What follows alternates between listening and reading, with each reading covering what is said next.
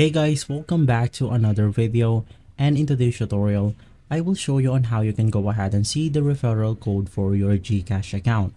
This is a step-by-step guide, so you should be able to follow easily. Now of course, the first thing that you want to go ahead and do is to update your GCash application, and from there you want to open your account. Now inside their application, you want to head over to the profile section at the bottom right corner of your screen. And once inside profile, basically you will go ahead and see the referral section right here. But if you cannot go ahead and see it inside this section, it means that GCash is not offering the referral code as of the moment. So sometimes it will go ahead and show up inside this page when they are offering that services.